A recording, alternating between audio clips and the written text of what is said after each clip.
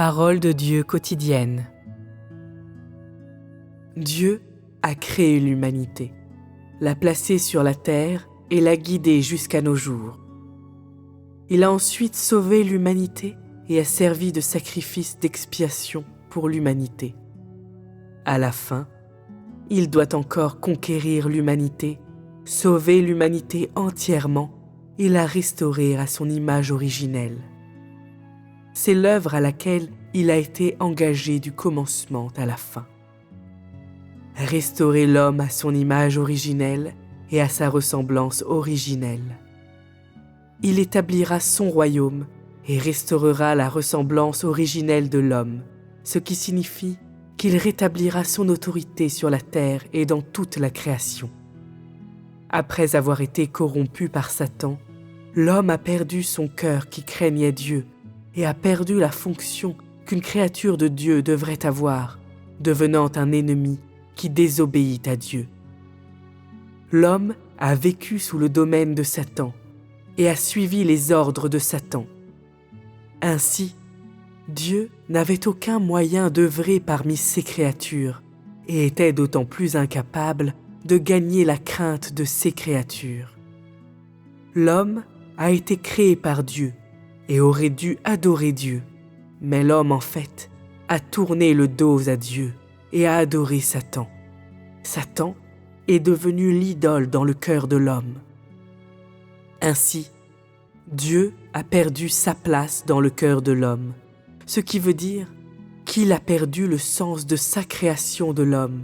Et alors, pour restaurer le sens de sa création de l'homme, il doit restaurer la ressemblance d'origine de l'homme et débarrasser l'homme de son tempérament corrompu.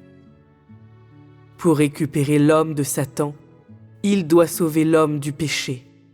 Seulement de cette manière peut-il restaurer progressivement la ressemblance originelle de l'homme et restaurer la fonction originelle de l'homme, et à la fin, restaurer son royaume. La destruction ultime de ces fils de la désobéissance sera également réalisée afin de permettre à l'homme de mieux adorer Dieu et de mieux vivre sur la terre. Puisque Dieu a créé l'homme, il amènera l'homme à l'adorer.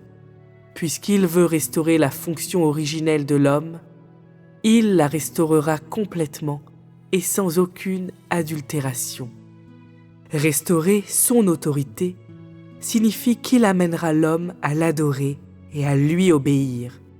Cela signifie qu'il amènera l'homme à vivre à cause de lui et détruira ses ennemis par son autorité. Cela signifie qu'il fera que son être entier réside au sein de l'humanité et sans aucune résistance de l'homme. Le royaume qu'il veut établir est son propre royaume. Il désire une humanité qui l'adore, qui lui obéisse complètement et qui partage sa gloire.